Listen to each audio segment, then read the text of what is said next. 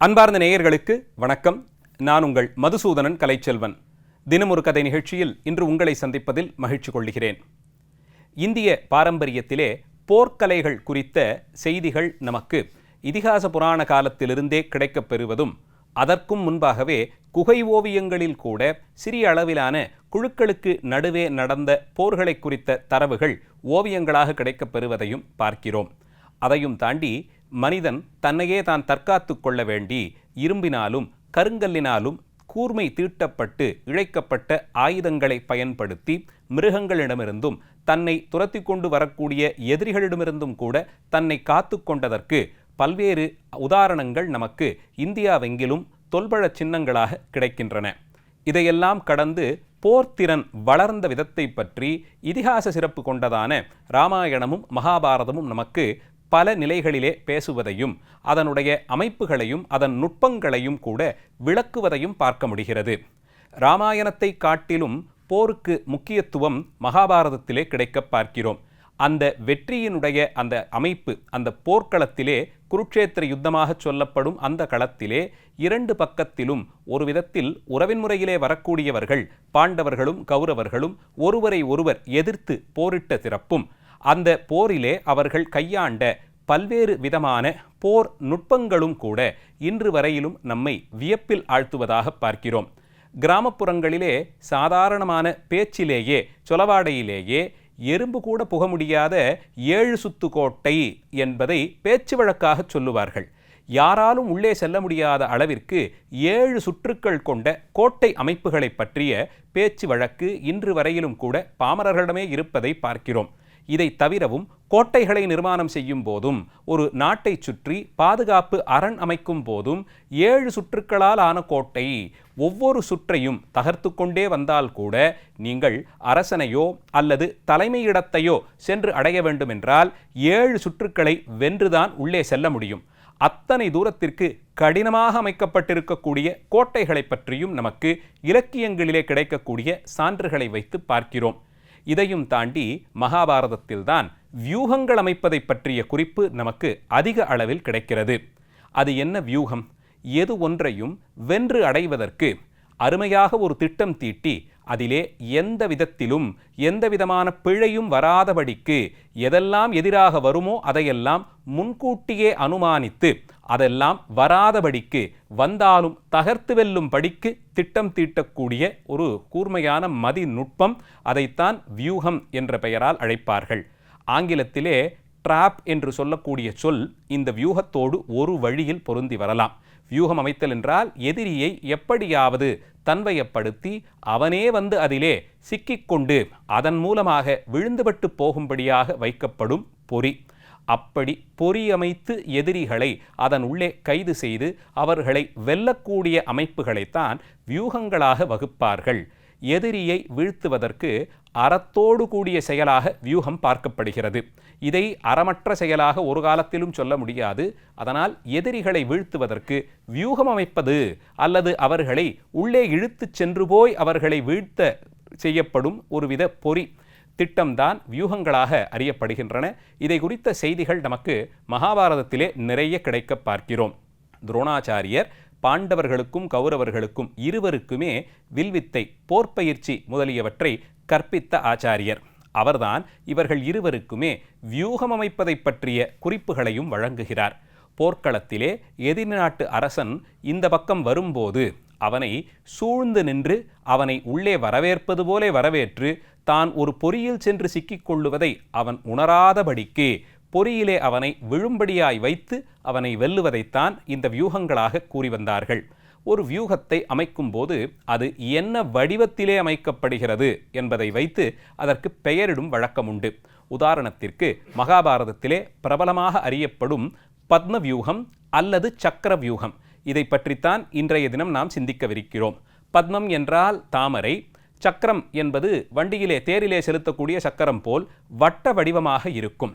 அந்த வியூகத்தின் நடுவிலே இந்த நாட்டு அரசன் இருப்பான். அவன் தேரிலே அவன் சாரதியோடு வீற்றிருக்க அவனை சுற்றியபடி 7 சுற்று கோட்டைகளாக ஒவ்வொரு சுற்றையும் கடக்க வேண்டும் என்றால் அந்தந்த இடத்தில் இருக்கக்கூடிய காலாட்படை வீரர்களை நீங்கள் வெல்ல வேண்டும். எந்த திசையிலிருந்து எதிரி வந்தாலும் அவனை உள்ளே வருவதற்கு தகுதியாக இடைவேளை விட்டு நிற்பார்கள். இதை அமைக்கும் போதே இரண்டிரண்டு வீரர்களாக ஒருவரோடொருவர் இணைந்தபடிக்கு இரண்டிரண்டு வீரர்களாக நிற்க வேண்டும். அப்படி நிற்கக்கூடிய குழுக்களுக்கு நடுவே சுமார் 3-4 அடி இடைவேளை விடப்பட்டிருக்கும். அந்த இடைவேளையின் உள்ளே ஒருவேளை எதிரி அரசன் புகுந்து விட்டால் இவர்கள் இறுகப்பற்றி கொண்டு அவனை சூழ்ந்து விடுவார்கள். அவன் ஏதோ ஒரு வரிசை காலாட்படைதான், அதை கடந்து சென்றால் அரசனை அடைந்து விடலாம், எதிரியை அடைந்து விடலாம் என்ற எண்ணத்தோடு உள்ளே வந்தால் 1, 2, 3 என்று வரிசையாக 7 சுற்றுக்களால் ஆன காலாட்படையை அவர்கள் வெல்ல வேண்டும். இது மிகவும் கடினமான இடம்.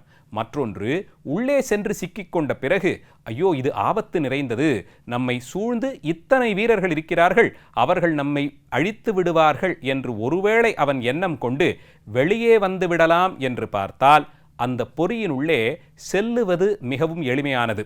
லாவகமாக உள்ளே சென்றவர்களால் அதேபோல் வெளியேறுவது முடியாமல் போய்விடும். அவர்கள் வெளியே வரக்கூடிய வழியை இந்த 7 சுற்றுக்கோட்டையிலே இருக்கக்கூடிய வீரர்கள் தங்களுடைய இருப்பிடத்தை சடக்கென்று மாற்றிக்கொண்டு மாறி மாறி நின்று விடுவதாலே உள்ளே சென்ற வழி அறியாதபடிக்கு இவர்கள் குழம்பி விடுவார்கள். வந்த வழியே திரும்புவதற்கு அவர்கள் முயற்சித்தால் நிச்சயம் அங்கே இருக்கக்கூடிய வீரர்கள் கையிலே இவர்கள் சிக்கிக்கொண்டு இறந்துவிட்டு போவார்கள். அதனால் சென்ற வேகத்தில் வெளியேற முடியாமல் தவறு செய்து விட்டோம் என்ற எண்ணத்தில் அவர்கள் தத்தளிக்கும் போது அவர்களை அடித்து வீழ்த்தி விடுவார்கள். இப்படித்தான் இந்த வியூகங்கள் அமைக்கப்படும். அந்த வியூகத்திலே மகாபாரத யுத்தத்தில் மிகவும் பிரபலமாக பேசப்படுவதுதான் பத்ம வியூகம். பத்மம் என்பது தாமரையை குறித்து வருவது.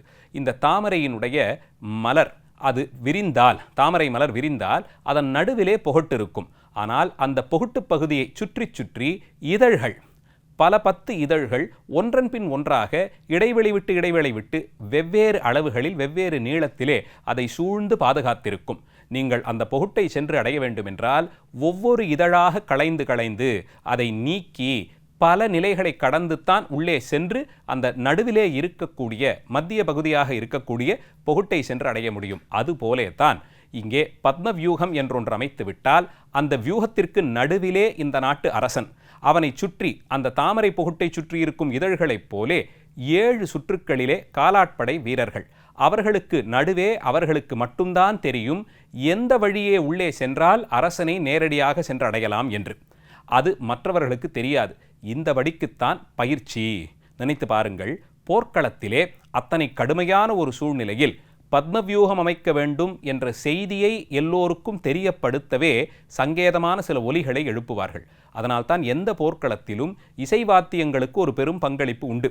அவர்கள் அங்கே இருந்து முழங்கக்கூடிய ஒலியை கேட்டு இங்கே திட்டம் தீட்டியவர் இந்த மாதிரியான ஒலியை கேட்டால் நீங்கள் உங்களையே வற்புறுத்தி கொண்டு பத்மவியூகத்திலே சென்று நின்றுவிட வேண்டும் என்பார்கள். அப்படிப்பட்ட ஒரு போர்க்களத்தில் யார் யார் பத்மவியூகத்தின் எந்த பகுதியிலே எப்படி நிற்க வேண்டும் என்பதை அவர்கள் தனித்தறிந்திருப்பார்கள்.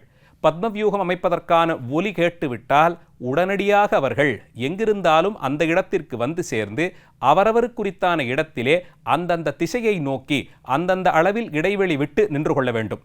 அப்படி நின்று கொண்டு விட்டவர்கள் எந்த நிலையானாலும் அங்கிருந்து உத்தரவு வரும் வரையிலும் அந்த பத்மவியூகத்தை கலைக்க முற்பட மாட்டார்கள்.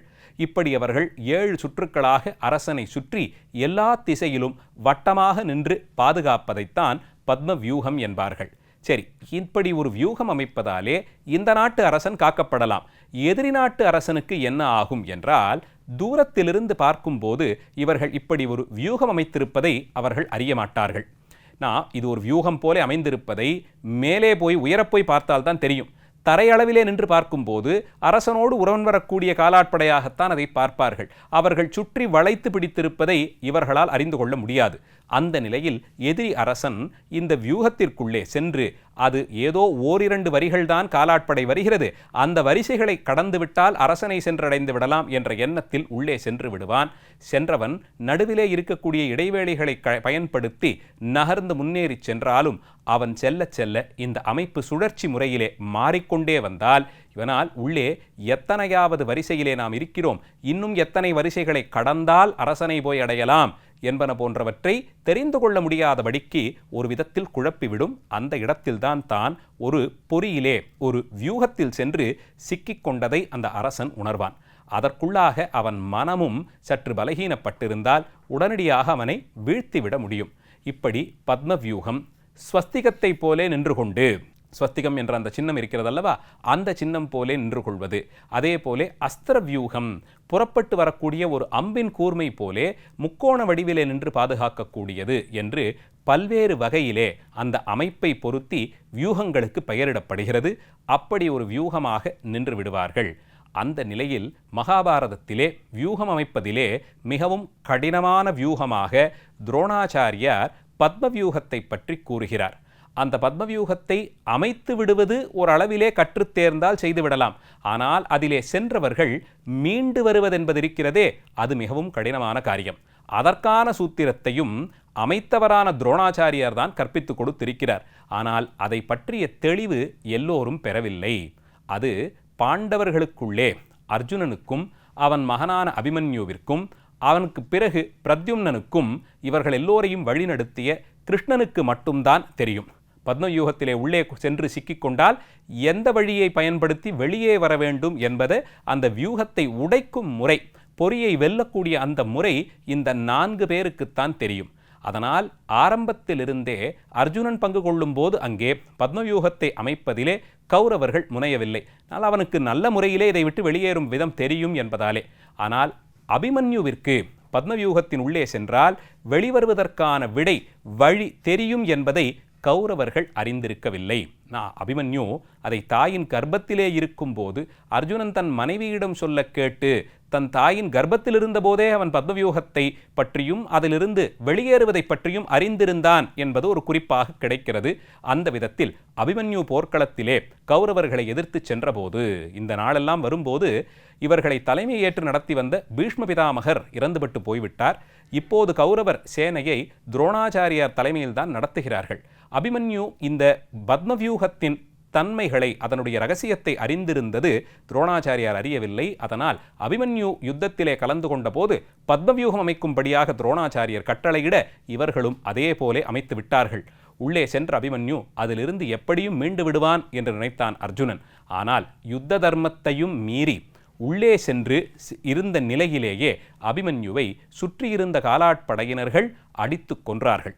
அபிமன்யு இந்த முறையிலே அறமற்ற விதத்தில் துரியோதனன் பக்கத்தாராலே கொல்லப்பட்டது அர்ஜுனனுக்குள்ளே அந்த கோபக்கணலை இன்னும் அதிகரித்து கொடுத்தது என்று பார்க்கிறோம். அதனால்தான் யுத்தம் இன்னும் கோரமான நிலைக்கெல்லாம் அடுத்தடுத்த நாட்களில் சென்றது. அந்த விதத்தில் அதை அறிந்திருந்த அபிமன்யு எப்படியும் வெளியேறி இருக்க வேண்டிய நிலையில் அவனை அறமற்ற முறையிலே அடித்து கொன்றது கௌரவர் சபை என்று பார்க்கிறோம். இப்படி பத்மவியூகத்தை பற்றிய குறிப்பை மகாபாரதம் நமக்கு தெளிவுபடுத்தி, பண்டைய கால அரசர்கள் இங்கே நடத்தி வந்த போர்த்திறனும் அவர்களிடம் இருந்த போர்க்கலையின் நுட்பங்களும், இன்னும் முக்கியமாக அறம் குறித்து, போரிலே கடைபிடிக்க வேண்டிய அறத்தை குறித்த செய்திகளையும் நமக்கு வழங்குகிறது.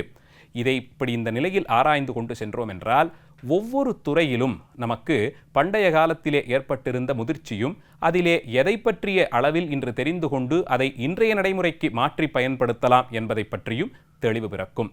பத்மவியூகத்தை பற்றியும் அதை குறித்து மகாபாரதம் சொல்லும் செய்திகளையும் இன்றைய நிகழ்ச்சியிலே கேட்டோம். நாளைய தினம் மீண்டும் ஒரு கதையோடு உங்களை சந்திக்கிறேன். நன்றி, வணக்கம்.